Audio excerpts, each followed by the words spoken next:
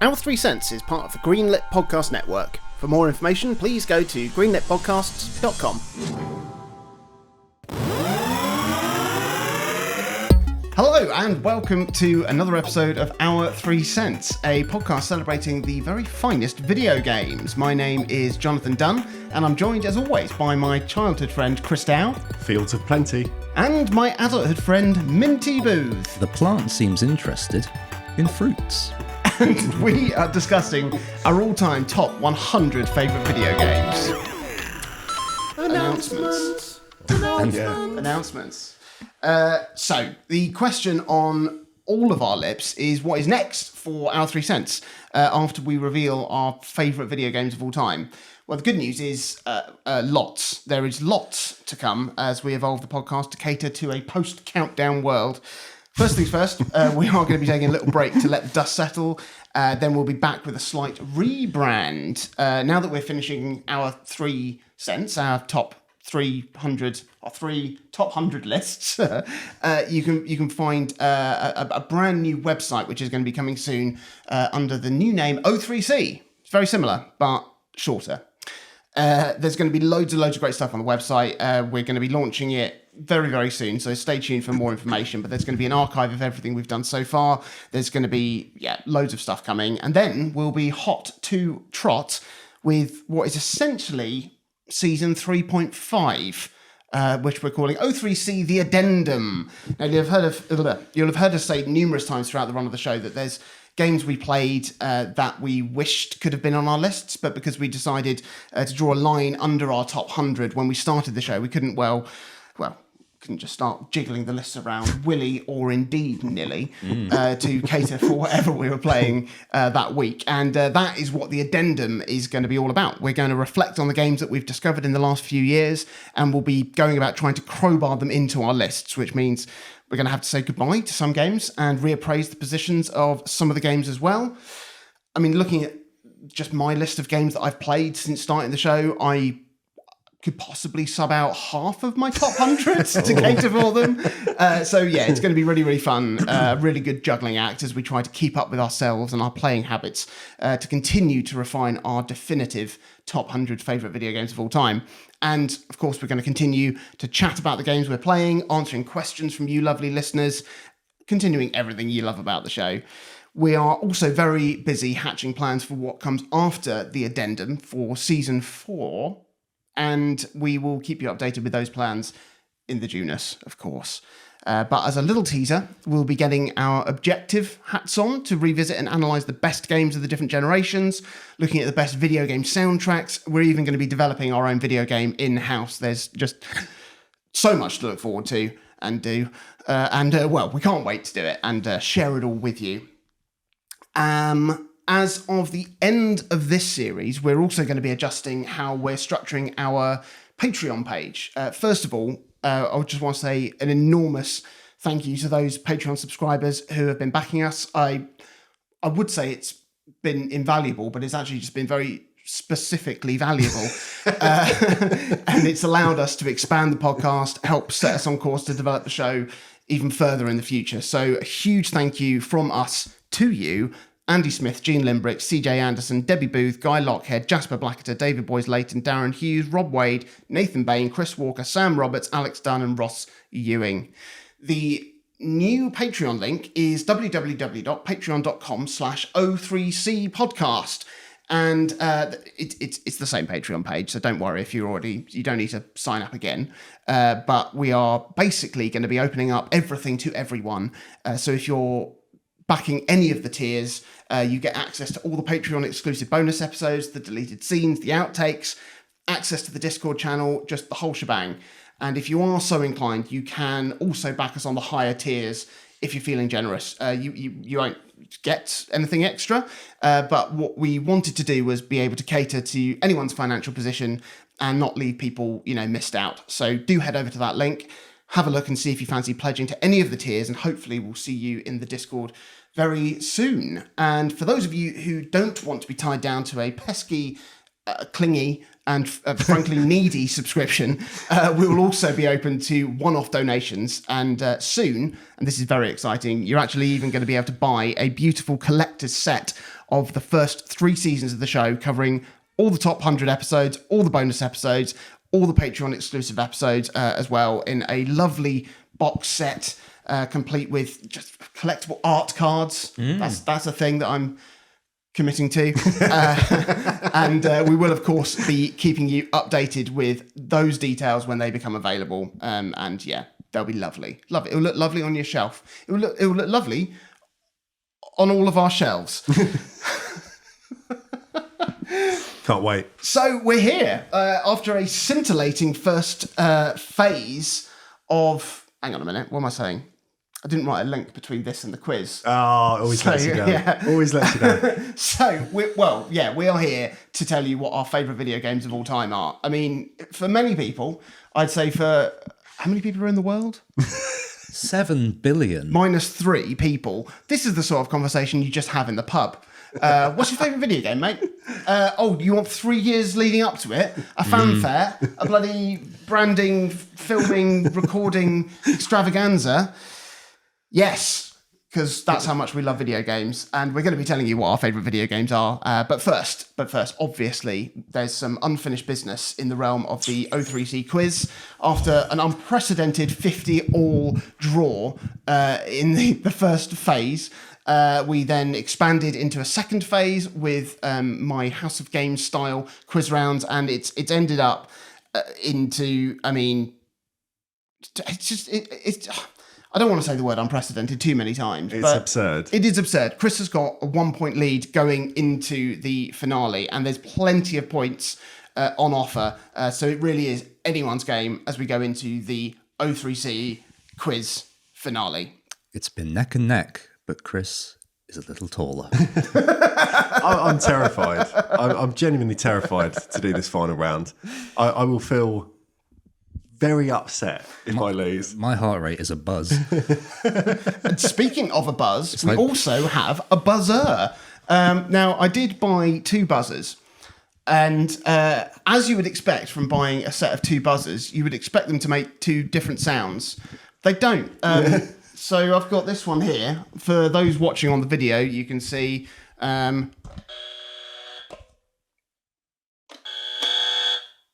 it's going to be nigh on impossible for me to tell, using my ears alone, who gets in there first. So I've decided to sub out Minty's buzzer for, as you would expect, a Tibetan singing bowl. So there we go. That'll help me. That'll help me differentiate between them. So, are you guys ready? Are you guys ready to go into the finale of the quiz? I'm not really, but I have to be. Okay. Quiz.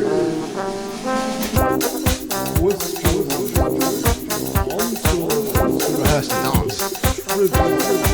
It's actually more dancing than I did at my wedding. Let the side down.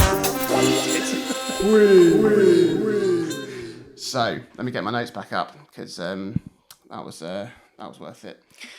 So here's a question: what's the best part of a musical? I'll tell you what. This is not a question for the quiz. That'd be a bit of a curveball.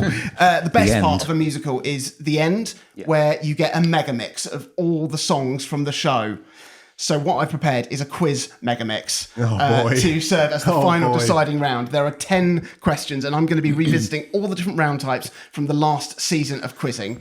This is going to be great. There is also a tiebreaker round, just in case you end up tied at the end of this too. But I hope it's not going to come to that because I haven't actually prepared it. So I now realise. Okay. 1 second. He means business. He means business. The jumper's coming off. He's actually, Minty's actually under contract every 10 minutes to remove an item of clothing. So those of you who are getting the Patreon exclusive video version of this, you're in for a treat. Next up, 1 sock. I'll hold you to that. Here we go. Question 1 is a revisitation of the Hose of Games.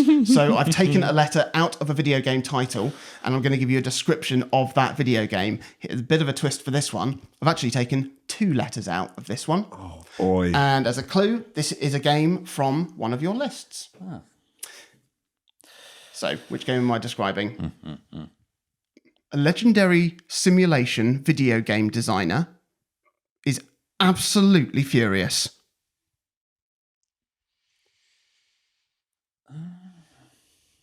Legendary video game designer. Okay. It's a game from Chris's list. I've taken 2 letters out of the title to make it a legendary simulation video game designer, absolutely furious. I'm so bad at these. You realise now how much editing goes into making the quiz rounds Sound competitive. not just competitive, just bearable and digestible for anyone wanting to listen to it. I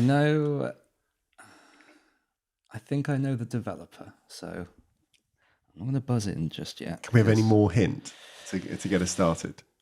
No. It's very early on a Sunday. To be honest, Chris, that doesn't sound like my problem. I'm going to have to push you guys. It's... Have a go. Okay. Oh, that sounds like Minty. Sid Vicious. No. No. I haven't a clue. Well, unfortunately, now we do stand the risk of going to a tie break because we could end up with tie scores, but that's fine. The answer is not Sid Meier's Pirates. It's Sid Meier's Irate. Oh, God.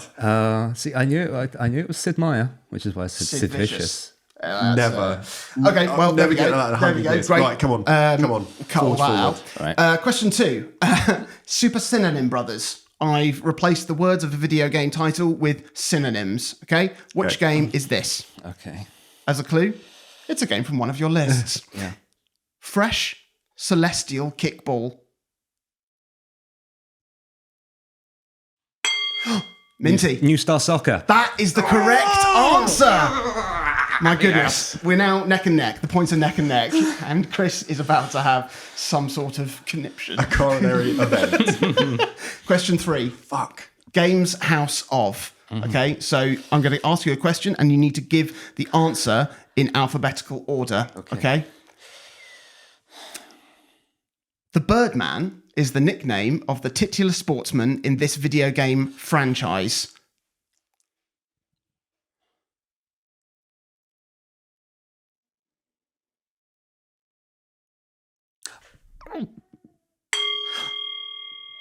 Minty. Hawks Pro Skater Tony. That is the correct answer. My goodness, Minty has gone 1 point ahead. Okay. Thank you for your belief in me. Here we go. If you can see on the video, there is a small dog on the edge of the screen. For those of you not watching, that's worth subscribing so you can see. Question 4. The round is Midway Games. You remember this one where I basically Yes. I put together a list of every game of a console, and you had to try and tell me what game was most near the middle of the list. I haven't got the spreadsheet up, so I'm hoping your guesses will make this easier for me to work out off the top of my head. Should do. There are 4,057 games on the Nintendo Switch. Oh, my goodness. What is the middle game in my alphabetized list? You both get to guess at this, so you don't need to buzz. I just want to use the buzzer, though, when I think of something. You can do if you like, mate. I mean, you got to do something to make you feel like you're a part of this.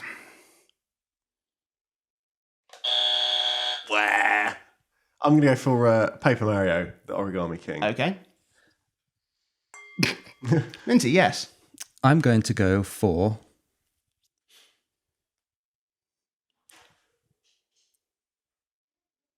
New Star Manager. Well, the correct answer is Jet Lancer, which means the point goes to Minty. No! Who's closer. And now you've got a 2-point lead over Chris. Well, this is very exciting. Okay. This isn't. Absolutely livid. Chris Dow's irate. Okay. Question 5. God. Mouse of games. Yeah. I've Change changed the the letter. letter Change the of a video game title, and this is a description of that game. As a clue, it's a game on one of your lists. The smallest policeman helps out the legendary hero of time in this handheld adventure RPG?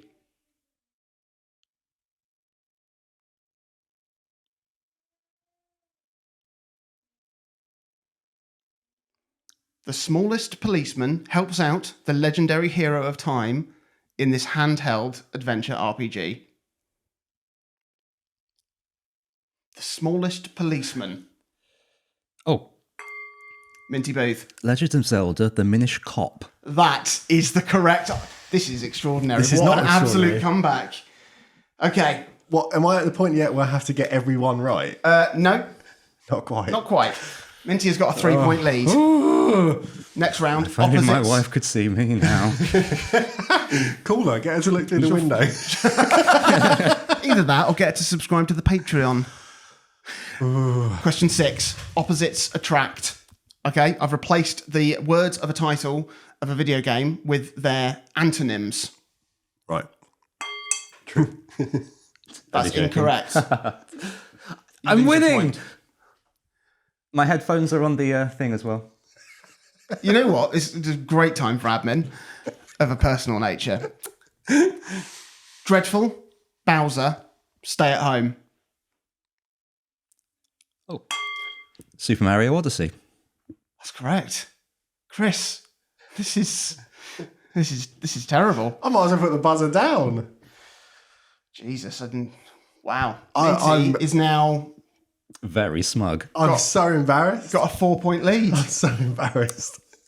Is that right? A 4-point lead. It is. I haven't got a Hang on. single one right, and we didn't get the first one. Okay, So- right. Well, the good news is there are 3 points up for grabs with this next question because this is a wag's opinion.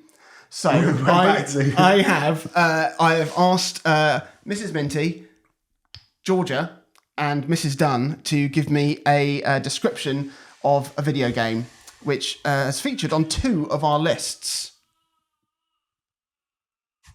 If you're listening on the, you can hear my daughter coming up with a fantastic idea. Oh, hello, Pip. Okay, That was really nice. if you get lovely note there, sonorous. If you get this from the first clue, then you'll get 3 points. If you get it from the second clue, you'll get 2 points. If you get it from the third clue, you'll get 1 point. If you don't get it at all, you don't get anything. Buzz in when you think you know. Okay. First clue. Sammy, my wife, says this game is an epic adventure for 2 dyslexic friends, a big cat, and a fire-breathing monster. So this has appeared on 2 of our lists. Fire-breathing monster and a big cat. It sounds a bit Nora's on Team Dow. Very sad.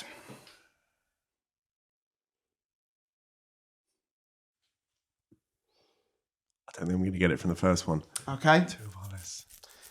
Clue number 2 comes from Georgia.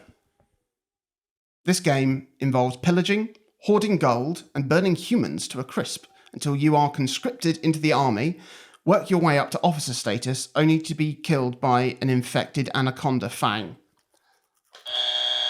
No, it's not on 2 lists. I was going to say Firewatch, but it's not on 2. No, it's not. No. That is incorrect. No. Okay. Third, you can still buzz in on this one, Chris. Okay. Not that it'll- Not that it'll matter. that it'll matter. 1 point's getting me nowhere. Finally, Mrs. Minty says, in this game, you play as an endearing cartoon pirate dragon to fight enemies across the 7 seas and collect power-ups along the way. It's got to be something to do with fire. We've had fire in all these clues. Fire. Fire-breathing monster and a big cat. When I tell you what it is, you'll be like, I see what they've done there. It is clever. It's a thinker. 2 lists. Mine and yours, Chris. Big cat. Lion. Tiger. Chris, Oh, it's not. you're not going to lose a point. Panzer Dragoon Saga. That is the correct answer. Oh, fucking hell. Oh, well done. 1 point. 1 point. 1 point. Miserable point. 1 point. Okay. Oh. Yeah, 2 dyslexic, a big cat and a fire-breathing monster. Panther Dragon. Panther That's good. Dragon. It's a good Panzer clue. Dragoon. That was the thinking there. That was quite clever. Okay, here we Well, it go. was a thinker. Minty's still got a 3-point lead. So if Chris gets these 3, you will be tied. There are only 3 left. There's 3 left. Also, at this point, if you buzz in and get it wrong, I might deduct a point, depending on who buzzes in. Not that I want it to go to Minty, a tiebreaker. get singing. Here we go. Okay. Question 8. Tag the line. I'm going to give you the tagline of a video game, and you've got to tell me what game it is. This was a round where neither of you got a single one right when we did it in the actual show, so here we go.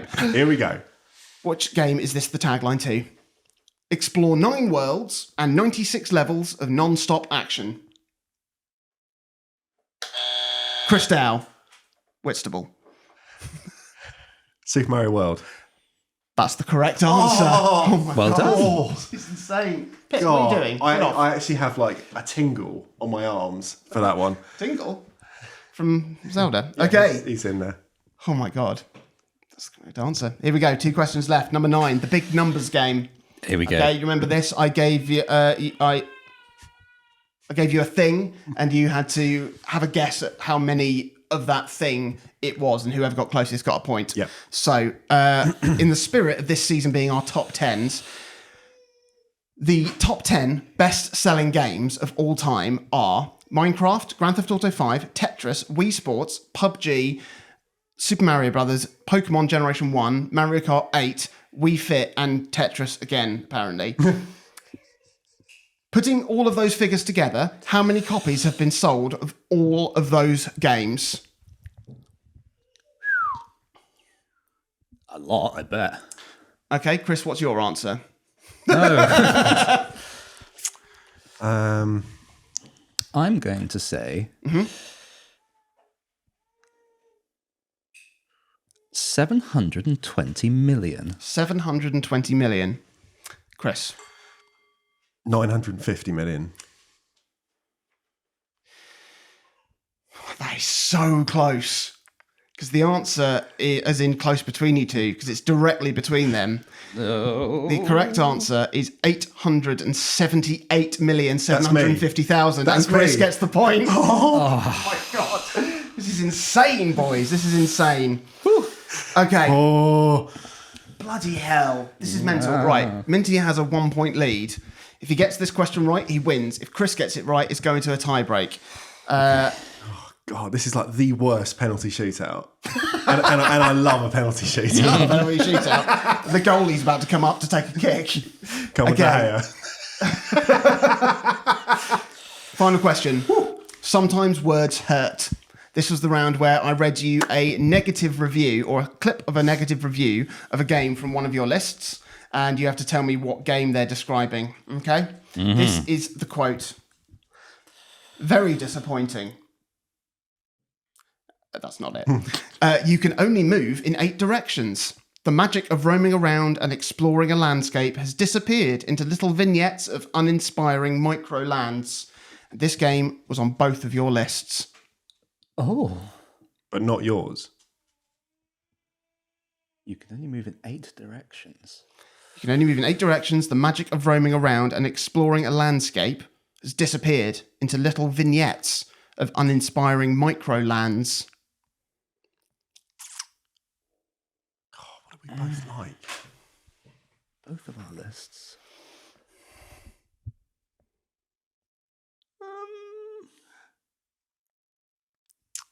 8 directions.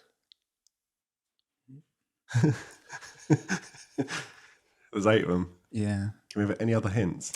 It's a game that I played recently-ish.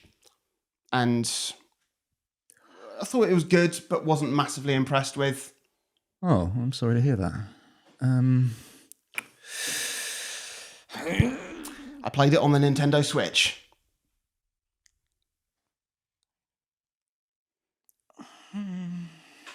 It was a port of a Wii U game.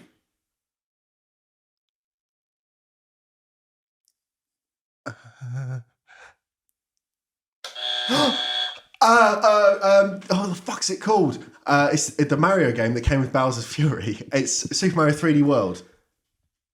3D, Chris. 3D World. It is 3D World. That's the correct answer. Oh my god! Right, okay. The tiebreaker. This is mental, and I'm going to have to go a little bit off piste. Let me just steal myself for a minute. Minty, how do you feel right now? Tell the viewers. I feel no different from. Yes, Pip. I feel no different from the entire podcast because we're right back at where we started. What was even the point? Why did we even start the quiz in the first place? I know. Thank you guys for rendering everything I've done totally useless. There's a tiebreaker. You're going to take it in turns to name a game from my list. The first person to get one wrong loses. Oh, right. There's 100 games. So we don't need the buzzers. Don't need the buzzers. Right. Okay, but we are going to start with a coin toss to see who goes first. Who's got a toin? Has anyone got a toin? No. Right. What can we... Here we go. Pick a number between. Just throw your phone. Pick a number between 1 and 10. Okay. 6. 7. Well, it doesn't work because he just said 6. So that wasn't what I had. I had a rule in my head that was if you said an odd number, you'd go first. So you do. Chris, to start. Okay. Name a game. This could go on for fucking hours. It could. This is going to derail our entire plans. Jurassic Park on the Game Boy. Jurassic Park on the Game Boy, correct. Panzer Dragoon Saga. Panzer Dragoon Saga, correct. Link's Awakening. Link's Awakening, correct. The Wind Waker. Correct. Hyrule Warriors. Correct. Shining the Holy Ark. Correct. Metroid Prime. Correct. Clockwork Knight 2. Correct. Very good. Pull that one out somewhere. Lego Harry Potter. Correct. Super Mario Sunshine. Correct. The End is Nigh. Correct. The Witness. Correct. Animal Crossing New Leaf. Correct. Pokemon Gold. Correct. Super Mario Maker. Correct. Super Mario Odyssey. Correct. Pokemon Blue. Correct. Oh, don't do that to me. Pokemon Ultra Sun. That is correct. I wouldn't be confident. The Pokemons I'm not confident with because I can't remember which ones you chose each time. King's Quest Mask of Eternia. Chris, that's not the name of the game. What's it called? King's Quest 8 Mask of Eternity. Oh, no. Oh, what a way to go out. But there we go. The winner of the O3C quiz after 3 years is Minty Booth. Congratulations, Minty. What an absolute moment. I don't have a trophy to give you because I assumed the victory would be enough. That's okay. Your stunned disbelief is more than enough adulation for me. Maybe we should have done this at the end because Chris is going to be weeping through the rest of this incredible finale. Oh, and I've got to talk first. To that, I'll You go. do. My favourite video game is Who the Fuck Gives a Shit, whatever. Yes. Why am I even here? Yeah, it's The Legend of Zelda, go fuck yourself. When's the earliest train I can get? I absolutely can't believe that. Well, I'm going to put this microphone down to give Minty a round of applause. I'm not.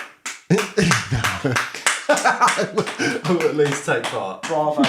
Bravo, Minty. Well done. That is not how I saw that going down. I'll be honest. I thought that I even said to you yesterday, Chris. I said if you can get it to a tie break, I think you'd get it. And you lost. I tried to be too smart. You did. I was trying to go for the niche ones that I could sort of lop out of the way. There we go. There we go. So that is a wrap on the O3C quiz. Congratulations. Well, congratulations to both of you for playing and taking part in it because it's been a huge amount of fun. Yes, well done, Minty, and less well done, Chris. 1 point. Yeah. I mean, it's ridiculous that it came down to that. Right. Oh. There we go. Chris, can you put it behind you? You shake it off. I'll have Shake to. it off. I'll have to. I think I will get a trophy made. Tell me that now after I've lost. Yeah. I'd have made a trophy for you too. Yeah. Okay, so here we are. This is the moment. It's time to reveal what our favourite video games of all time are. Here we go. Chris, starting with you. I really have to pick Gee the energy yourself up. back I've got up to get now. the energy up. I need Do you someone want to stroke the dog? No, That'll I'll help. be all right. I'll be all right. I'm just, Okay. I'm a Absolute consummate scenes. professional. We'll be fine. I can't believe that we are here at this point now after, like we said, 3 years. We're going to ignore the quiz. I'm not going to think about it. 3 years of quiz, who cares? 3 years of podcast, though, that's Brilliant. worth celebrating. That's worth celebrating. And it's been 3 or so years of talking to you both week in, week out. And it's really, really lovely that we are here in person. After almost 2 years of that, being essentially a pandemic, and to be able to reveal our number ones together, I think is a really special thing to be able to do. Now, before I say anything about what is, by this list, my very favourite video game of all time, I wanted to say some heartfelt thank yous. I've ended up, just by the way we've run the show, being the first person to talk about our final games. And I thought it was really important to say a big thank you to everyone who has listened to the show since its inception. To begin with, that was essentially friends and family. But over time, that's grown to include a whole host of other listeners worldwide. Thank you very much to anyone who doesn't know us personally for giving us a shot. And for now listening to our thoughts on basically 300 games and change, plus everything else we played in those 3 years. We really do appreciate all of you. To all the Patreons, past and present, who hopefully are watching this video version of the podcast, thank you for enjoying what we do enough to have thrown some cash our way. Your contributions have helped us maintain the project in a way that may not have been viable in the same way otherwise. And that means you've helped fund gaming purchases, you've helped fund technology that we've used to produce things for this show, hosting, just all manner of odds and sods that have kept the podcast ticking along. And extremely redundant advertising. We'll get there. But most importantly, especially given the context of where we are sat, to the two of you, Minty, when we started the show, you could have counted our interactions between one another on probably one hand, which was some shared Mario Maker level codes. And that's maybe about it. I think so, yes. And yet in the last few years, you've become a very, very dear friend. And, we speak every week. And that's quite a big deal. That's more than I speak to most of my family. so thank you. And Jonathan, we've now played and talked games with one another for almost 25 years. Yeah. You are one of my oldest and closest friends, and it feels so good to be able to be here in person with the two of you to share in this culmination of the last 3 years of our lives and friendship. Since the inception of the show, we've all had our own ups and downs in kind of our personal lives and everything else. And as well, the world has had significant ups and downs, as I mentioned, for the last 2 years for sure. But, and I mean this genuinely, and like I said, as heartfelt as I can make it, this show as a weekly constant has been one of the things that's kept me going. And to hear from others out in the big bad world that it's been a comfort to them, even in some small way, it makes it all incredibly edifying. It's been a real treat to be part of this whole project. And obviously it is carrying on. But as this phase draws to a close, it's a big deal. It's a big deal. And it's lovely to be here. So, my number one. Pepsi Man. I remember all the way back when I was wee and I'd buy games magazines like the official Sega Saturn magazine that I know you buy from time to time, Jonathan, and the Computer and Video Games magazine. And at the time, I'd buy them not only for the reviews and coverage of upcoming titles, but also for the cheats. We all like cheats. Now, I have an incredibly vivid memory of a run of Sega Power that I was given by my cousin that he'd already bought. And when he passed me sort of his hand-me-down Master System, they just sort of came with the bundle. And those magazines helped me get through Castle of Illusion on the Master System, which I've talked about many weeks ago. And in that magazine, it had full maps that were built in composite from God knows how many direct captures from a CRT screen. And that helped me learn where every secret chest was hidden, every elusive one-up, every shortcut. And around that time, I remember then buying magazines in shops, sometimes solely on the promise of it having a decent cheats and tips section. There are some codes that stay with us collectively as people. So you've got things that I'm sure lots of people will recognise. The up, down, left, right, ABC and start is the level select code for the original Sonic the Hedgehog. Up, up, down, down, left, right, B, A and start is the fabled Konami code that would unlock things in a whole bushel of games, including Contra and Gradius. And now it's one of those things that lives on as a weird place, in pop culture, just endlessly referenced by often quite lazy writers, animators, who else, But one cheat code that has lived with me since I was about 7 or 8 years through, my whole life now, is the following. Now, I've paraphrased this slightly because I don't remember what it was in the magazine, but, you get the gist. For unlimited shurikens, set the number of shurikens on the options screen to 0 and wait about 20 seconds. The 0 will turn into an infinity symbol, giving you an unlimited number of shurikens. Now, that throwaway instruction, which, as I said, I've kind of broadly paraphrased, refers to a cheat in The Revenge of Shinobi on the Sega Mega Drive. Now, that is not a game I enjoy a great deal, but it was my first exposure to the concept of infinity. And I've probably played games before that included some sort of cheat to activate unlimited lives. But here, tied to that symbol that I'd refer to as the Sideways 8 for almost as long as Child Me pronounced genre genre, I started to grasp the idea that something could be measureless or bottomless or somehow endlessly replenishing. Rez has always carried with it a sense of awe that inadvertently tapped into the idea of a cyclical, unbroken experience. And the story in Rez is, of course, finite. It's got 4 stages that each are punctuated by a boss. It's got a final area that has a credits roll. But for me, Rez has never been about this particular compartmentalized journey. And indeed, I don't think it's that for anyone that really gets it as a game. Now, Rez is an experience that has lived inside me in some way since I first picked it up for the PlayStation 2 back in 2002. It is a rail shooter. So thinking, like Space Harrier or Panzer Dragoon or Star Fox, you control a cursor and you shoot enemies and projectiles before they reach your avatar. And you can do that either with direct shots that trigger with the tap of a fire button or via chain lock-ons that let you kind of hold down the button and then sweep across up to 8 targets before unleashing a blast of colourful lasers that will then chase down anything your cursor has painted. And Rez always stood out to me, even from its Dreamcast roots, when I'd seen like screenshots of that, all the way through its subsequent ports, which I'll talk a lot about today, by way of its mission statement. And it was attempting to explore in some way the concept and effect of synesthesia. And for anyone unfamiliar with the term, synesthesia is a condition which means some people experience something that is traditionally bound to a single sense, like an image being linked to sight, and instead it is then, moved to trigger other unconnected senses. So, as an early example of someone exploring this idea, the artist Kandinsky initially explored this in his painting as far back as the 1920s, attempting to translate jazz into sort of colours, shapes and patterns.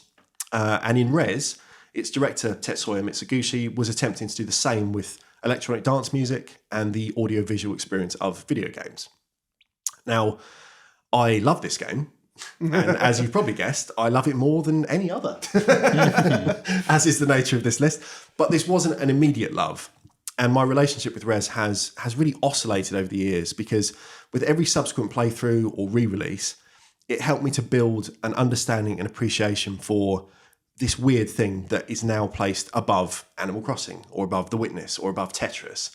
And as I said, by the very nature of this show and this list, it's above, frankly, every other game I've played.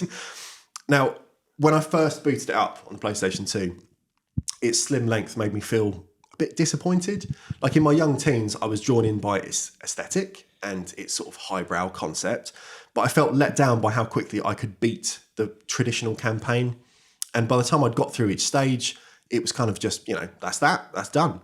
With the last level, like Area 5, the only part of the trip that gave me any trouble at all.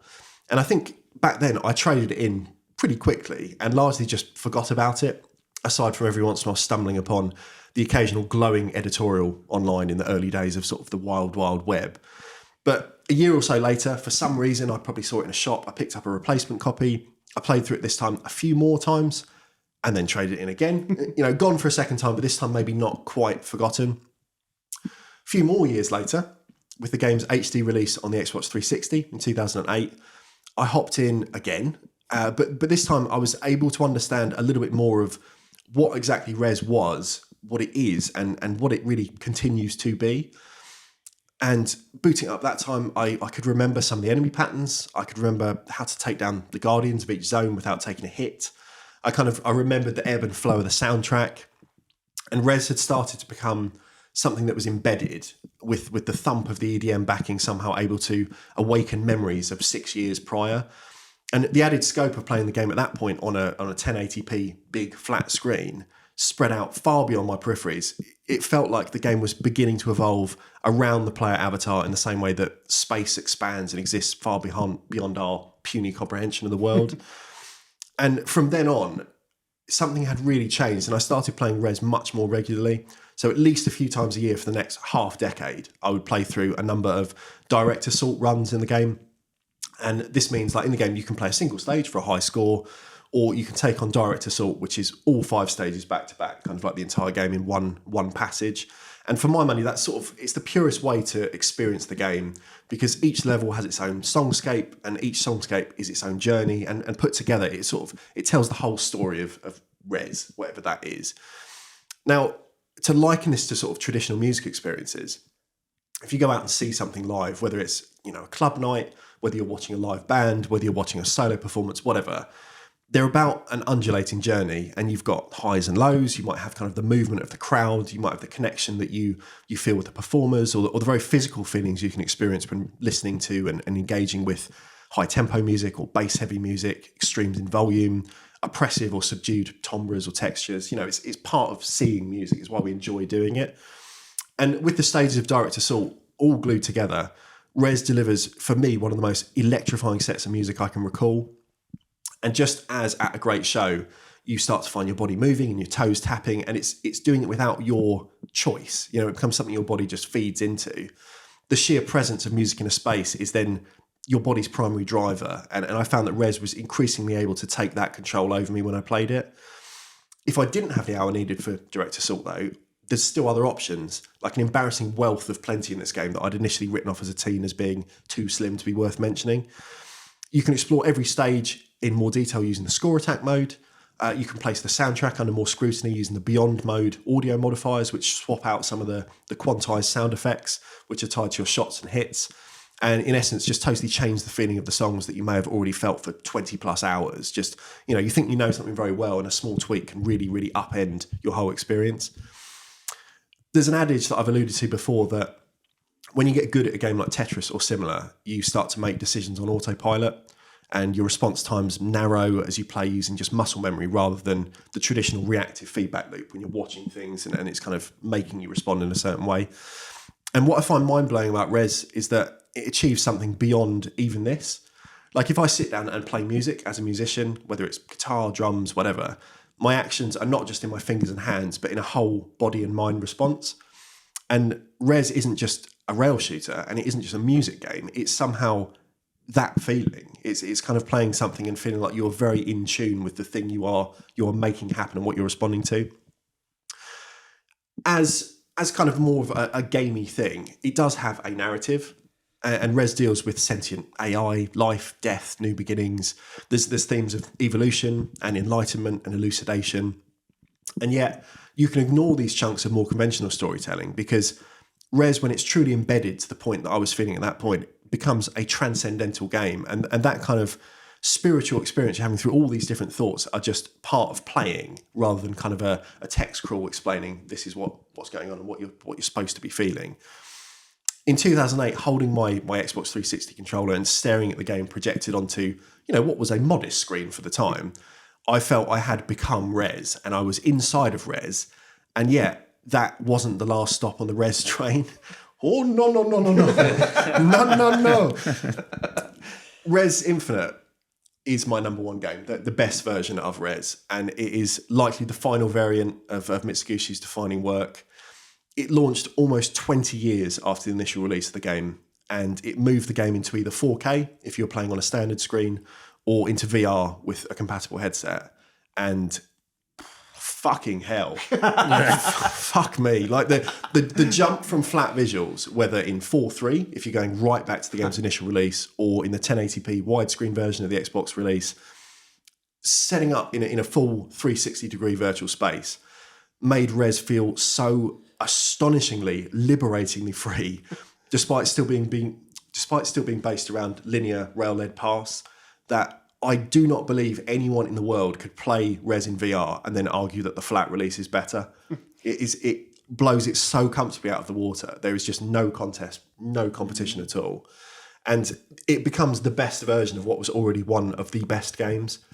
Just the sense of depth and speed and being and an organic belonging in what should feel utterly alien and divorced from reality is unparalleled in gaming, VR or otherwise.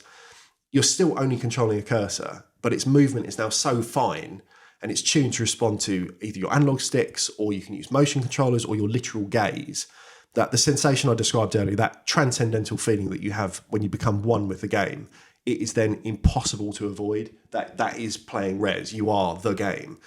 And if Res had always had the ability to get under your skin, Infinite is something else entirely, because entering that synesthetic world, both mentally and physically, by lowering the headset over your eyes, you are in there, you can't get out. There's no separation anymore. You close your eyes and it's gone. You open it, it's there. You're in. And VR and Infinite, I think, are the perfect combination. And it's absolutely startling that this is a marriage of ideas that was separated all these years by technology rather than vision, because none of the initial game has changed. The resolution has changed and the ability to look around has changed. But the core of the game is no different from the Dreamcast to whether you're playing on any VR headset. And it becomes infinite. It is a game that feels truly infinite. And it might have been the rapid fire of Joe Musashi's shurikens in Shinobi that introduced me to the beauty of the unbroken loop of the Ouroboros. But it's Res Infinite that expands that concept. And, you know, if you think about how the world is put together, maths and science, we use it to take our base understanding of everything and then let it iterate down infinitesimally into a complex inverse pyramid of interaction. Everything around us essentially is happening because of the initial almost binary reactions of just tiny dots. But playing Res, it feels like traveling the opposite direction, that you're expanding the core of the game. You know, the concept of interactive media and sensory experience is going ever outwards into just a soft, pillowy horizon. And the edges that you thought you knew start to dissolve in hazy atmospheric perspective. Res Infinite is a cavern that is measureless to man. And it is an experience that is quite unlike any other I've had on any platform in any game. And it is literally, for me, the best game that I've ever played. Incredible. That's absolutely incredible. That's absolutely wonderful. I mean, the way you describe it, I haven't played it, and I find it hard to argue that it's not the best game that exists. Surely. It's interesting what you said about like the concept of infinity, and that was something that I cited in BioShock Infinite, and the way that helped me understand infinity and the way that it explored those concepts was what really sort of made that game so much more than, you know, just a brilliant first-person adventure game. I've got Res Infinite on my Oculus Quest. You need to play it. I shall play it. When I first played it in VR, that was a time when I had waited for a long time. Like I had ordered a physical copy. I didn't want to pay twice because I wasn't in a financial position to buy the game twice. So I had my PlayStation VR. I knew the copy was coming and it was delayed for ages. And when it finally arrived, I stayed up way too late to play through a direct assault, just the whole game. And I came out of it just like a sweaty mess, just like water in my eyes, and the headset like glued the ring across my forehead. But I genuinely felt at that point, it was still when VR was so fresh, it was like I had been somewhere else. I had gone somewhere else for that time. And it doesn't dull, that experience doesn't dull. To come back to it, even how well I know the game now, to play it through, it is still just as exciting. And you know, I've kind of said that perhaps Tetris Effect could take the number one spot if we were going to revise the list. You know, it's another Mitsugushi game. It's another VR game. It explores a lot of the same ideas. But I do think Res does something different enough that it might still keep the place. Because I love the core function of Tetris. I love the core concept and how it builds on something really, really simple. And Effect will likely never be bettered for experiencing that. And yet, Res is still something that is wholly unique in itself, and even its own pseudo-sequel, Child of Eden, was not a patch on that original experience. I didn't even mention that Infinite has a whole extra mode, which was, essentially a pseudo follow-on level set for Res that was made 20 years into the future. And it's great, but it doesn't need to be mentioned. Yeah. It makes a great game even greater, but it doesn't take away from just how strong the original is. So yeah, Res Infinite, perfect. That's brilliant. I mean, I remember I have vague recollections from the past before the podcast of you saying, like, not just how good Res was, but just how, like, I even have a memory of you saying, I think at one point, that it was your favourite game, But like spoilers. Yeah. But like with any of these games, and I've certainly said this about my top 10, I reckon I've said it's my favourite game about all the top 10 games in my list and others, So it's really, really great to sort of have that, but to see that's retained its place and its importance. Absolutely superb. Minty, we're going to now hand over to Mr. Booth, who is going to tell us about his favourite game of all time. So, my number one is a JRPG. No way. That is so out of character for you, Minty. I did not see it coming. Next, you're going to tell me it's... No, it doesn't matter. You behave yourself. We all knew it was going to be, but I'd like to talk about just how I came to get this game in the first place. Growing up, I played mostly first-party Nintendo games. So I was never really pointed towards that particular genre. Nintendo's falling out with Square Enix meant that I never really played Final Fantasy games when they came out. So I think the closest I ever got to a JRPG experience up to that point was Paper Mario, which has appeared in my top 10. But then my sister got a PS2 for her birthday one year. Oh, Faye.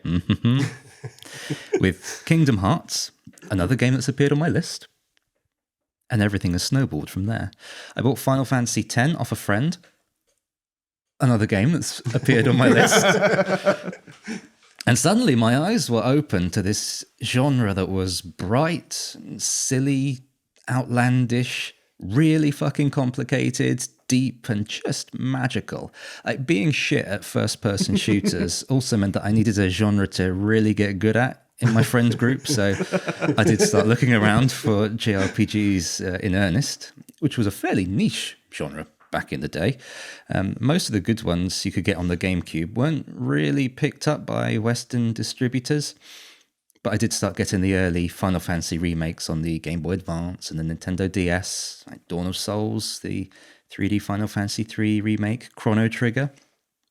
All games that have been on my list.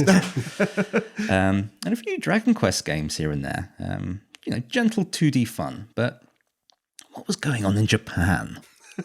What did they have over there? What treasures were up for the plunder? Well, loads, I found out. And they were treasure because they were really fucking expensive to get into to import. But let's focus on one today. We'll focus on my very, very favourite video game, Tales of Symphonia. Oh, beautiful, beautiful. I haven't played it. I like the box, though. I've seen the box. Seen the box. It looked lovely. Yeah. Looked lovely. Right. Well done. And the box was only the beginning. No. Yeah, because you'd open up the box. Hang on.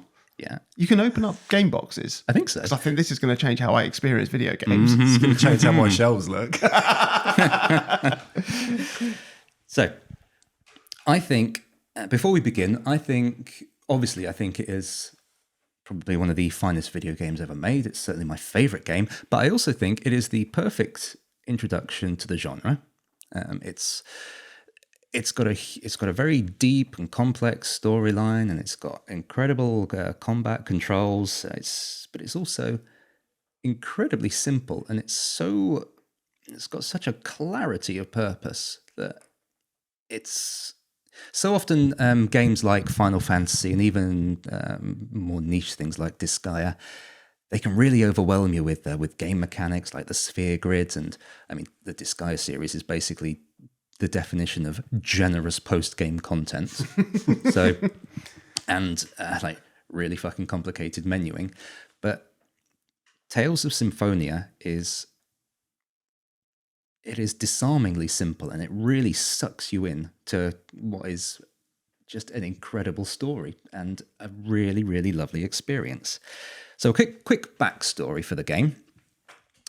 We open up in a little school in a village called Iselia.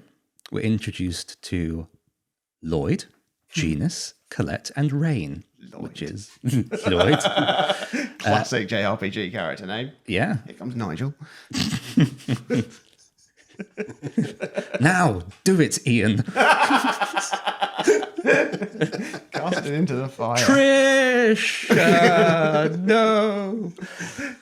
Anywho, our first four protagonists that we get in our party. Rain is the teacher, older sister to Genus, and they're elves. Ooh, right? Okay. Old and wise.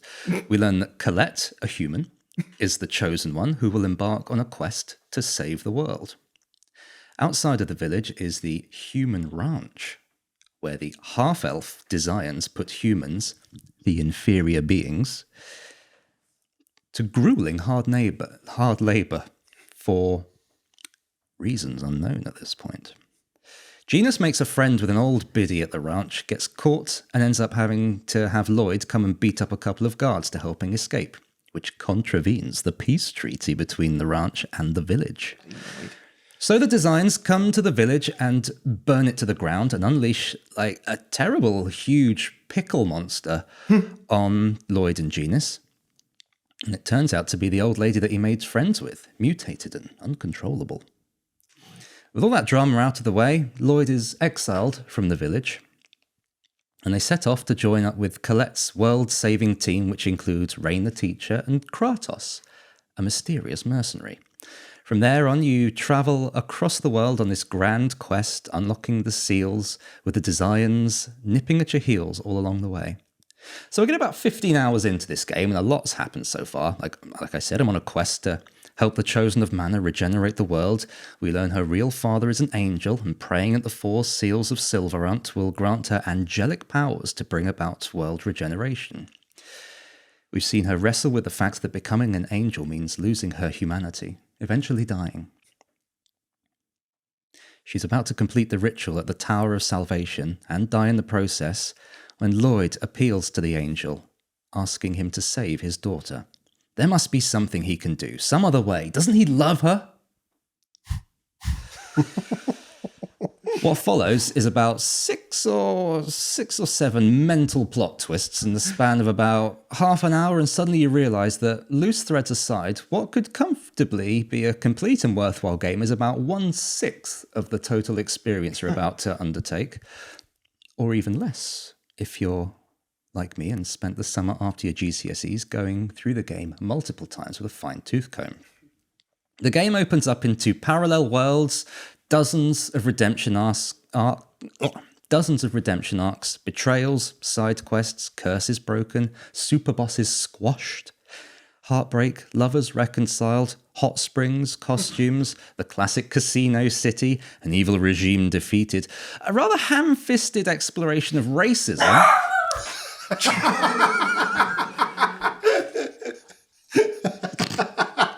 Someone's not a fan of racism. Have you PC Pip there? Yeah.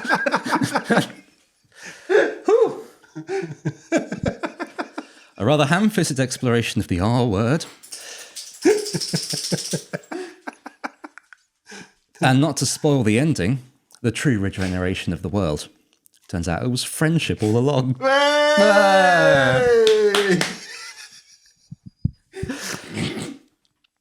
There is so much to talk about in this game, and as ever, I'm very hesitant to talk about it because, I mean, it's been out for nearly 20 years now. It came out in 2003. It's a $5 on Steam. Like, play it and experience it for yourself. But with that little warning out of the way, I'm going to talk about some of the characters because I think they are just wonderful. I'm not a complicated man. Do you need a moment or two? I'm fine. Okay. I'm not a complicated person, there's one thing that I love in any kind of media, and that's a good redemption story.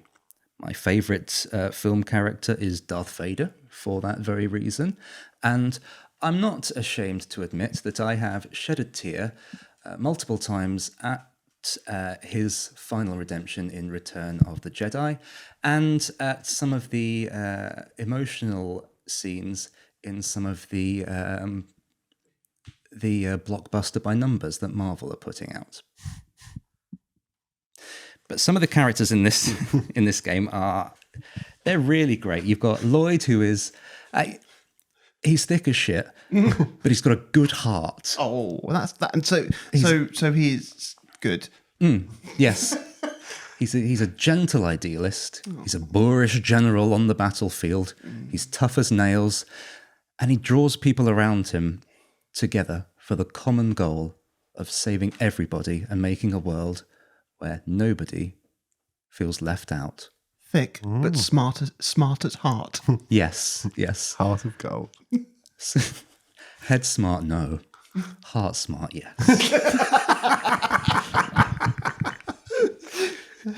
Me Lloyd.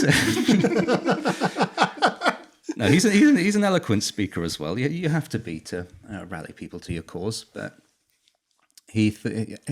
as an example, he thought that having two swords meant that he did twice as much damage. I could see his thinking. Yeah, Yep. that makes sense. I've got a new food processor with 2 blades. Double the chop. Yeah, Yeah. double the chop, non-stop. Okay, well, Maybe we could just get a graphic coming up here. yeah. A number to call. You're it the by editor. one. Oh yeah. Yeah, no, I guess Motion graphics. that was a bad example. It makes perfect sense. Makes perfect sense. Yeah. We find out that 2 hammers hit 2 nails. hit the same nail twice. We find out that Genus and Rain were half elves themselves. And going back to that clumsy exploration of the R word, settle down. It is the half elves who for centuries, millennia even, have borne the brunt of R-word abuse in this game. So much so that they had to have one of the great spirits of the land push their city up into the sky to get away from all the R. I think you'll be safe to say it. Okay, I don't know about that. racism. We're okay. we're She's settled good, down. we're good. Sleep. Okay, cool. So there's a point where you go back to your starting village, quite a fair bit into the game, and you've got the mayor there, who's bigoted and irate, and he said, "Not only have you returned to our village after we exiled you, but the people that we thought were elves are disgusting half-elves." Ooh, that's tricky, isn't it? That's Yeah, troublesome. yeah. And then the whole village rallies around you and your party by saying such things as, "Lloyd saved me from monsters. Genus does maths that you don't even know, Mayor. The professor is scary, but when I get a question right, she's real happy." It's just simple stuff like that can really, really warms your heart and just makes for a really great cutscene. Next up, you've got Kratos, the mercenary, voiced by Cam Clark, who has an incredibly odd cadence. I don't know if it was his character, but he would sort of, if he had a paragraph of text, he would just sort of get quieter in the middle of the paragraph and then finish it off for every single line. This mysterious mercenary ends up being a 4,000-year-old half-angel leader of the evil regime that you're trying to defeat, and also Lloyd's father. Oh, stop it. So they go from they have this really big up and down relationship where Lloyd doesn't like him because he's older and he's more experienced. He knows more about combat. He's cleverer. He's got a real inferiority thing. He's like, and then those plot twists that I mentioned. That's when we find out that he is one of the evil people. So you have to fight him. And then he goes off and does all of his evil stuff for a while. Then he comes back, you find out he's his father. And then, by just by virtue of being near lovely, thick, idealistic Lloyd, he sees that the evil regime is indeed evil. And he comes back to the side of good. Oh, you love to see it. I really do. I really do love to see it. The thing about the human ranches is it wasn't just grueling labor for grueling labor's sake. Every character that has any combat prowess in the game has an X sphere, which is like a little ball that you put in your hand, and it heightens your powers. Like it takes you beyond your limits, like One Punch Man, right? The X spheres are made at the human ranches by putting humans under such duress that they basically, all of their negative experience and energy congeals into these X spheres. So they are basically just little balls of human suffering. Keep it light. Yeah. That's a theme that's gone throughout a fair few of the Tales games. I think that was the same with the Blastia in Tales of Vesperia, but instead of human suffering, I think it was like spiritual suffering. But that's just one of the things that... Something to think about. Yeah. But one of the other characters, Presea, a little 12-year-old girl, right, who is actually 28 because she had such awful experimentation in the name of this crystal research that it just stopped her aging and got rid of all of her emotions. Oh no! So her story is that she joins your team not only to defeat the evil angels, but also to get revenge on the guy who put her into this program, because she was looking for her sister that he mutated into a big pickle monster as well. A lot of pickles. Yeah. These are just a few of the characters, and they're all interwoven in such a seamless way throughout the entire story that you can go off and you can do like a little side quest to explore one character's story, come around, do a little bit more, go on another character's story, and it just meshes together so well. And as you're doing these side quests, you're building like hidden affinity values with each character, which affects different cutscenes. The story focuses on Lloyd mainly and his journey to bring about this idealistic world free of racism, etc., against the half-elves, a place where everybody can live and all the rest of it. So he's the main constant in the game. But as you're building friendships and building affinity with different characters, one character in one cutscene might stop a spell, or get in front of a sword with their shield, and they have no real bearing on the story. But just going through playing through the game several times just to try and do all the multiple choice things a little differently to see, will Presea block this attack against Lloyd this time, or will it be Genus? It's silly. It doesn't have any bearing on the story, but it just adds just a really lovely little bit of replay value. The last thing I want to talk about is the music. Oh, standard. Yeah. Motoi Sakuraba. Oh, is he at the door again? Yes, he is. Yes. And he's here to tell us about his lovely music. We can't do that joke because because we're filming. He's not there, clearly. It would just be me. Pretending. Yeah. It flickers between like really morose sort of synth pop for the angelic areas, which is sort of like a really it's an upsetting and empty world that these angels have built, because they think that if everybody becomes sterile and lifeless, that's the way to achieve a world free of racism, as opposed to celebrating everybody's differences and working together for the good of a peaceful world. They just want to make everybody the same, much like fleshy robots. And the music in their levels, it really reflects that. It's really lovely, but it's just, it's echoing. It's empty. But you do get a sense of that they really believe what is right. It comes through in the music just masterfully. Liberal use of bells. Oh, he loves a bell. Oh, ding, ding, ding, ding, ding. Just like that. Really, really wonderful. It's like he's playing the quiz, isn't it? Like he's winning the quiz. Yeah. Yeah. In fact, no. There is one last thing that I want to talk about. I was doing a little bit of research last night, just refreshing my memory. And I was watching some of the cutscenes again.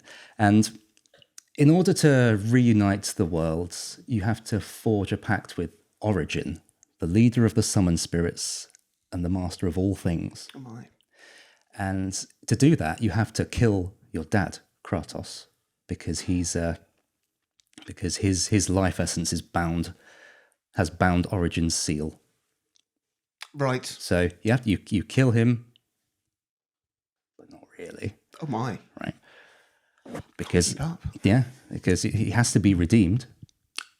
He can't just die. That wouldn't be satisfying for anybody, especially not me. No. But Heaven forfend. he releases Origin's seal, and he rises out of the ground and he says, "I have lost faith in all things. Have you come to disappoint me as well?" And then there's a few minutes of back and forth with Lloyd talking about his idealistic vision for the future. Kratos comes in and says, "I thought that our plan was the right way to do it, but trust in Lloyd, Origin." And then he pulls out his swords and says, "Let's see your power. I'm ready to believe once again." Ooh. You fight him, it's a boss fight, it's great. And as soon as you hit the final blow, it just goes silent. It goes, "Extraordinary. I will believe in all of you." And I'm not ashamed to admit I had a little cry at that. It's Wonderful. It's an immersive, emotional experience.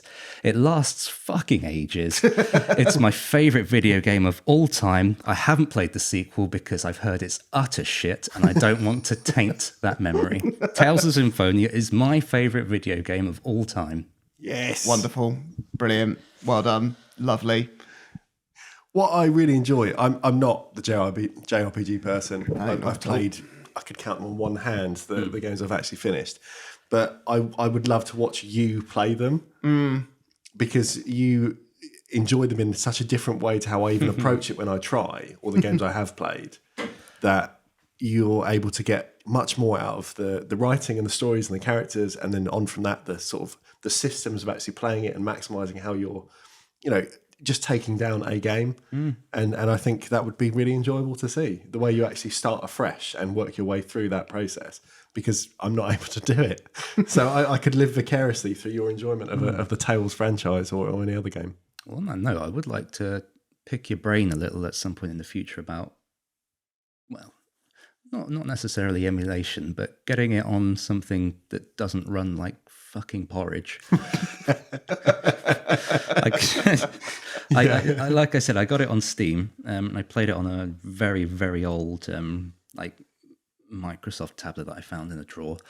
About 3 frames per second. Oh, I don't know if half the buttons worked, but I managed to get like an hour in, and I was like, "Well, this hasn't really tainted the experience at all."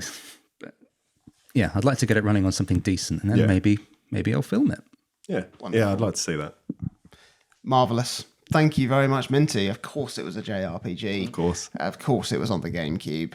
Of course it was Tales of Symphonia. I was waiting for you to get that wrong, man. I know. There's so many For a variations second, of that Tales series. of Symphonia. La la la la. I'm just going to have a quick sip of water. There we go. Tales of Fleur de Lis. Right. Are you ready for mine? Just about. I am. Good. I'm steeled and girded. My favourite game. of all time. Contrary to Minty, is actually quite against trend, I think, from the rest of my list. It's not a Nintendo game. It's not a handheld game. It's not even a console game. It's an out-and-out PC game.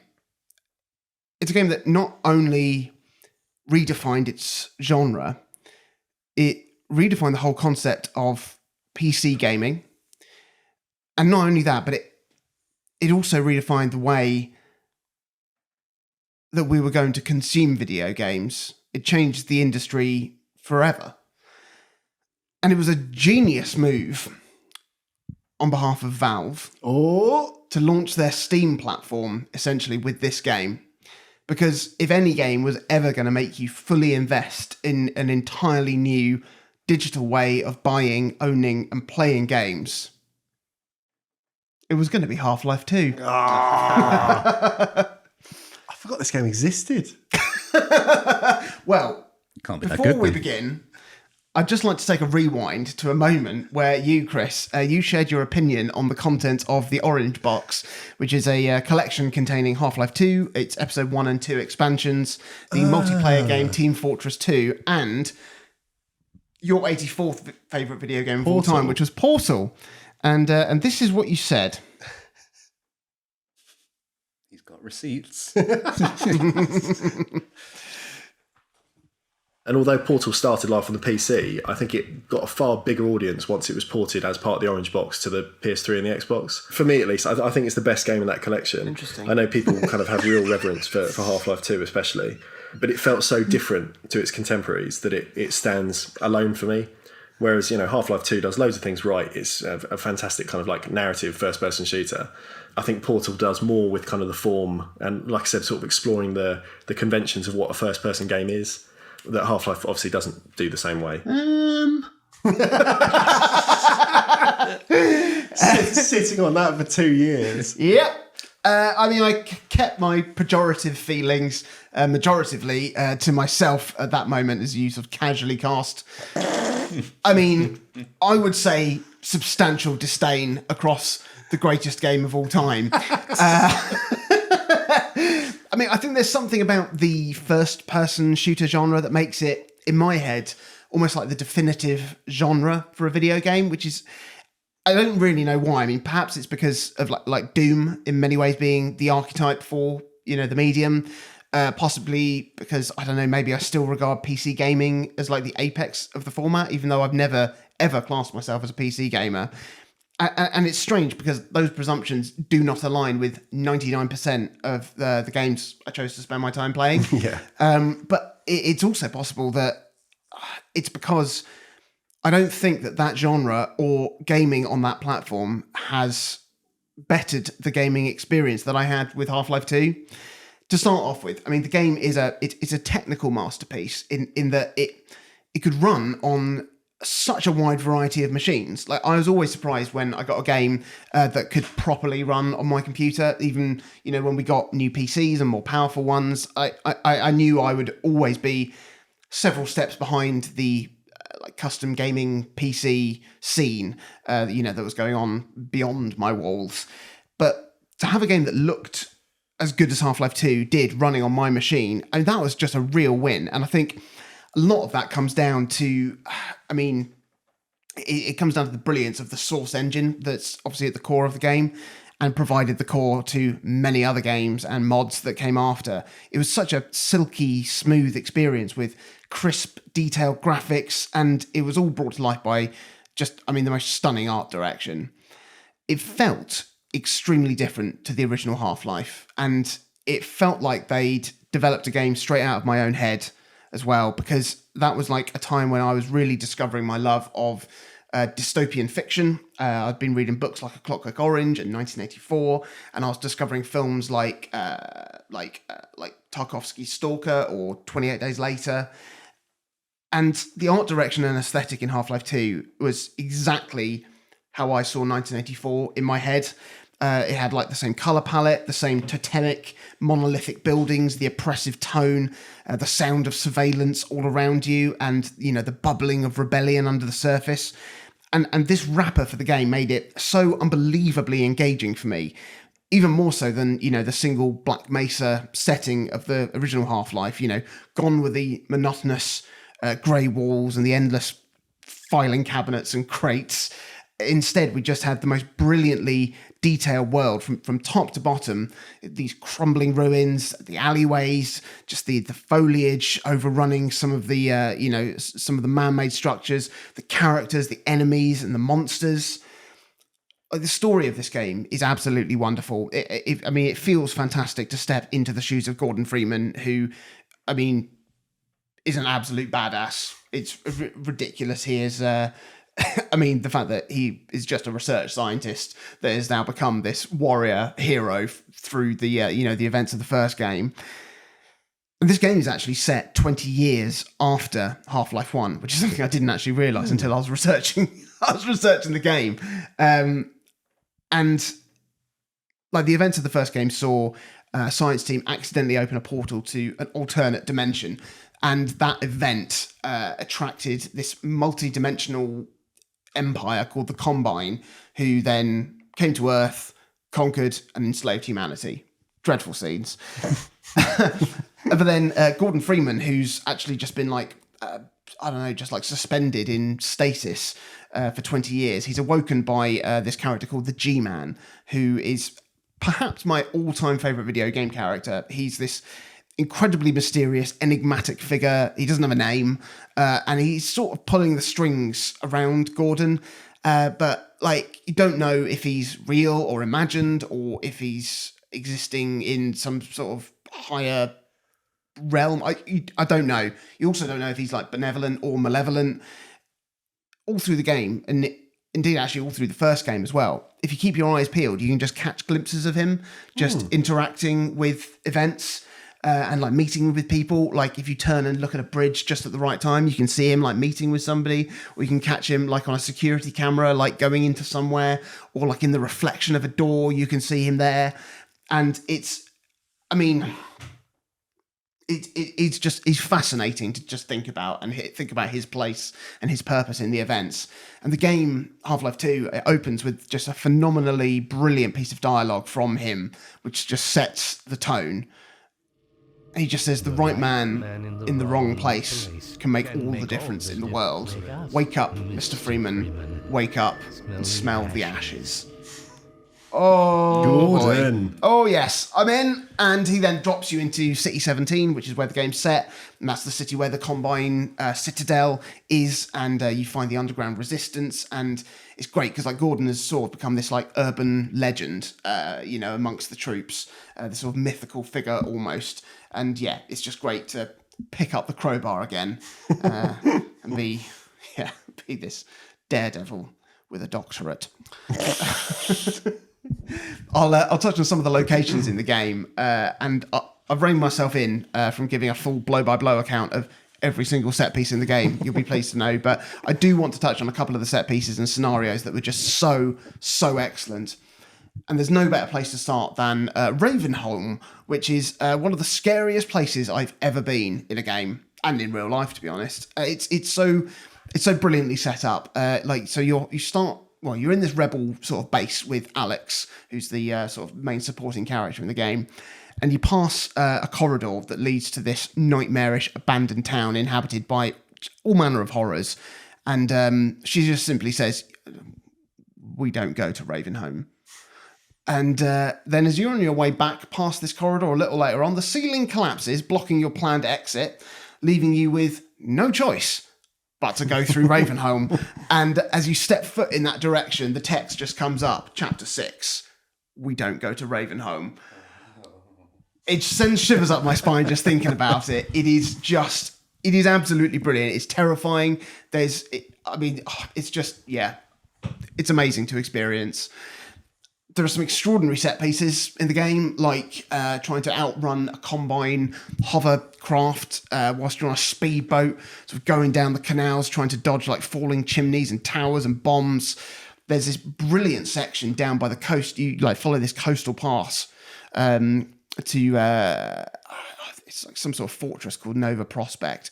But as you're going down this like coastal path on the sand and on the beach, if you step on the sand, you'll summon these like horrible parasitic spider things like called ant lions, and it means you have to like carefully choose and lay out your path so you can cross safely without touching the sand and proper like flora is lava stuff, because otherwise you'll summon these creatures and they're everywhere.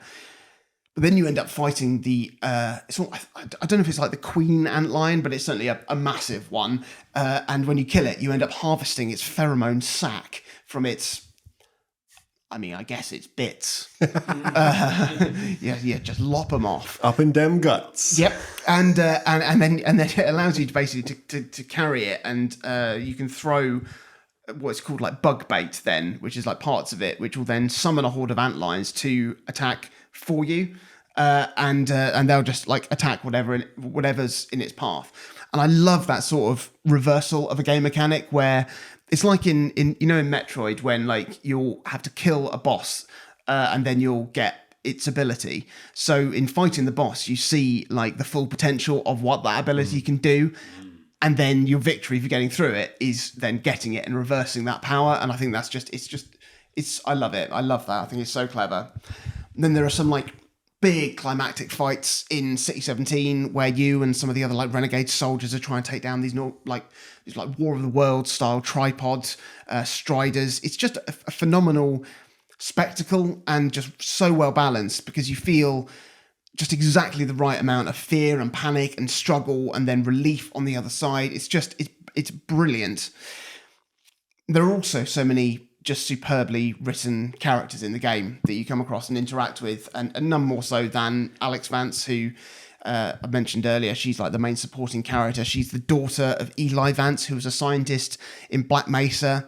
And Alex accompanies you for a fair amount of the game, and she's just incredible. Like, she's a fully formed character. She's got an amazing character arc. There's so many complexities to her, and the performance of all the characters in the game are fantastic. Reading up about it, I know that the AI and the technology behind non-playable characters, that was like a real key focus in developing the game, and it shows because it's such a huge step up from anything I'd seen in a game before. It gets the emotional and characterization so well with the technical aspects of how it's animated and how it comes across, combined with superb writing that we've had superb writing in games before, but to get that level of humanity and to sort of get the right details that sort of conveys that as the as the priority, it's so well done. And I think it's exactly the right balance of that in terms of like story and gameplay, because I've criticized this before in games that feel like they're trying to be too cinematic, and characters will be hyper realistic and events will be hyper realistic, and you will end up having to control the most like minute of details so that it's almost like the games can sort of show off and say, look, you can even do this, you can even like control which eyelid you blink with or something. And it's like, that's actually, you cross a line at some point between actually what's then a good gameplay experience and what is immersive storytelling. And I think Half-Life 2 is something that gets the balance right, and there's a very key element to why that is, I think, and that's because pretty much for the entire game, you never don't have control of your character.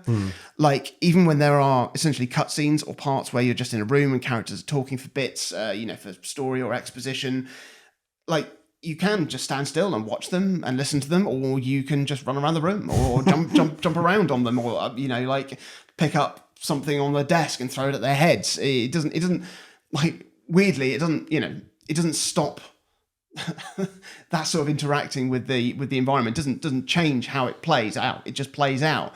But you are always in constant control of your character, which means that you don't stop. It's not, you don't get a break from that engagement.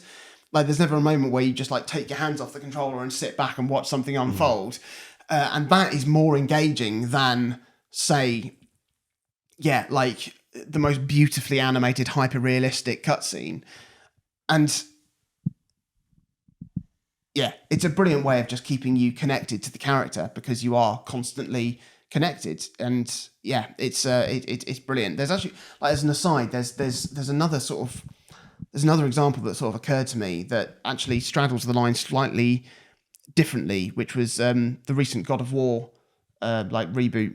And there are times in that game where you are when you're not in control of Kratos, and he's walking through a cutscene or a cinematic or something. But brilliantly, that game is presented as a single continuous shot. So the control is woven seamlessly in and out of those cinematic moments. And because the camera literally never leaves Kratos, you have that same constant connection with him. You never leave him, which is absolutely brilliant. And that's just like a really, like, it's the first time I felt that feeling of like Half-Life 2, where you just have that constant connection with a character, which is brilliant. But I mean, the thing that Half-Life 2 gets right above all of these incredible visual things and technical elements, even above the brilliance of the story and its deeper lore, is the gameplay. Like, the game is incredibly fun to play. It's absolutely joyous. And so much of that comes back to the Source engine. Like, the way that physics works in the game was, at that time, unlike anything I'd seen before. Like, before, stuff would get thrown around or like stick to the floor. Bodies would fall downstairs while maintaining just a rigid prostrate pose. But now everything sort of moved and worked properly. Like, barrels and stuff had buoyancy, ramps needed to be way down, and like the ragdoll physics that were at play in the enemies was so... it was entirely unrealistic, but every flailing limb and flip and flop of all of their like appendages as you chuck them around, it was unrealistic, but also to the point where it felt realistic. It's a strange thing to try and... It's a heightened realism, because it combines like this sort of graphical, comically over the top stuff with real life physics that makes you aware of how malleable the world is around you, because it is slightly exaggerated. And I mean, the thing that Valve had the wisdom to do was to employ these new technical elements in the game in ways that weren't just showing them off for what they were, but actually put them at the core of making new ways of having fun in a game. The physics were employed in puzzles, meaning you had to like carry things to, make platforms float in the water so you could run across it, or build a ramp out of rubble and debris so you could drive over a security gate. And I think the heart of that and that enjoyment was the thing that I think is possibly the main reason why I love this game so much, and that's the gravity gun. The gravity gun is... It's funny, actually, when I was writing the notes, it kept auto-correcting it to the gravity fun,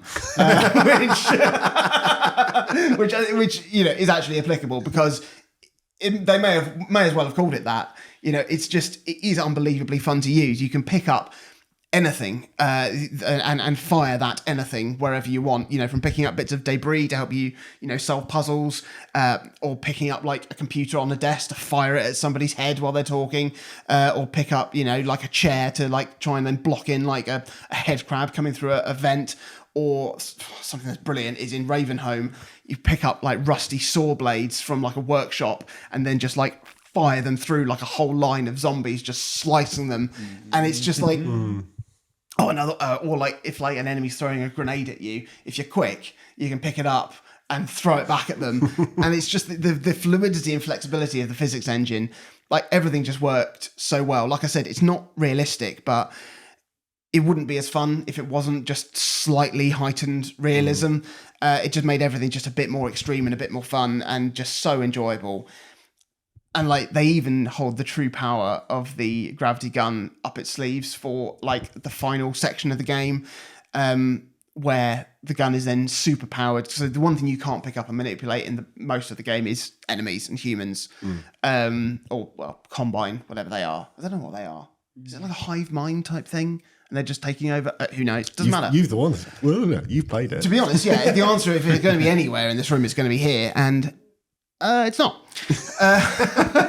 But you get right towards the end of the game, you get the gravity gun super powered, which means you can then manipulate enemies, and you can just like come up against an enemy, grab its leg, and just like blast it across an abyss as it's like flying around. And it's so much fun. It's silly and it's fun. And I mean, it says a lot about the quality and the versatility of this engine that something like Gary's Mod was a thing, because that was just a brilliant sandbox toolkit to generate and manipulate and exploit anything you wanted in the engine, just to the ends of making just extraordinary scenes and just hours and hours of fun. The game got DLC, which is a bit mad, because I think that was still a time when companies were experimenting with DLC and expansions, what that meant, and also in terms of how they were distributed. It was great to get 2 pieces of DLC. Like, it extended the story and the world. You had episode 1 and episode 2. Episode 2 especially was really, really great, because episode 1 sort of saw you essentially deal with the aftermath of the end of the game and sort of how you got out, really. And then episode 2 is sort of, you see what's happening beyond the walls of the city, and you saw what was happening kind of more in the wider world outside, and there were brilliant evolutions of the story, proper emotional stuff as well. It really warranted making the episodes. The story was that good to go, actually, it was worth it just to get to these points in the story. Valve, they didn't need to make them, in the same way they haven't caved to the need to make Half-Life 3 or any sort of big sequel to any of their games. But it means that episode 1 and 2, it's like they didn't just half-ass some extra gameplay to cash in. They gave the story like a properly full-ass expansion. Whole ass. I still haven't got around to playing Half-Life Alyx, which is the VR prequel to Half-Life 2.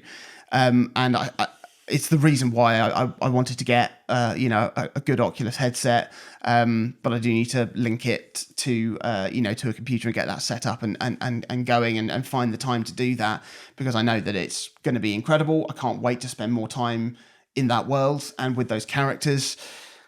I mean, Half-Life 2 is the story. I care so deeply about the story and the characters in it. It's a setting and a world that is so engaging to me. The quality of the game's engine and the gameplay, it just makes the entire journey so unbearably fun to play. I literally cannot think of a more perfect game. It's the perfect example of a linear game experience. It's a brilliant demonstration of what video games offer as a medium and how that medium can be used to tell a story. I'm so happy that we got episode 1 and 2, to broaden the story a little bit more. I can't wait to play Half-Life Alyx, but I've never really been one of those people clamoring for Half-Life 3, because I can't see how it can be improved upon. I'll happily replay Half-Life 2 over and over again and get everything I really want from video games just from that experience and playing that one game. It's incredible. It's my favourite video game of all time. Half-Life 2. Oh. Half-Life 2. Half-Life 2, everybody. It's a big one, isn't it? And that I forgot existed once I talked about it in passing. In the Orange Box, I never played it, really. I played the first 10 minutes maybe, and that was it for Half-Life 2. So my exposure is very, very limited. Behaviour like that while you lost the quiz. Stop bringing it up. We can have a blanket ban on social media. Do not reference the quiz. But no, sounds like a decent game. Just give it a go. So there we have it. You have heard us talk about just shy of 300 games over the last 3 years that we absolutely flipping love. It's been an absolute delight talking week in, week out with these two fantastic chaps. And it's just been great to wallow in the brilliance and wonder of video games. I can't believe that we finally finished our countdowns, but I'm also so excited, for what comes next and the future of O3C. As I said at the top of the episode, we're going to be taking a little break for a few weeks, but then we will be back with a vengeance and presumably with an episode, and hopefully of the same level of quality and hilarity that you've become accustomed to and quite frankly deserve. But we will not be disappearing. We will still be very active on our social media channels, where you can reach out to us to chat with us about anything, to be honest, about video games, about the podcast, about yourselves, about what you'd like to see feature on the future of the show. We'd love to hear from you. If you head over to our Linktree page, you can find links to Facebook, Twitter, TikTok, YouTube, Instagram, and Twitch. That's linktr.ee/O3C podcast. And you can also find links to all of those things on our website. At the moment, it's our3cents.co.uk. Very soon, it's going to be o3c.games. And you can also engage with us personally. Target us on a one-on-one, tete-a-tete level. On Twitter, I am at Jonathan Dunn. I have remained at Chaz_Hodges. I'm still Clement_Boo. And if you fancy getting even more involved with the podcast and want to gain access to the O3C Discord server to be at the forefront of the future of the podcast, then head over to patreon.com/O3C podcast. Pledge a few pennies our way, whatever you can afford or whatever you think we deserve. No, whatever you can afford. I think that'll work out better for all of us. But it would be great to have you aboard the Discord, and we cannot wait to engage with all you lovely listeners going forward. But until we return, we shall bid you adieu.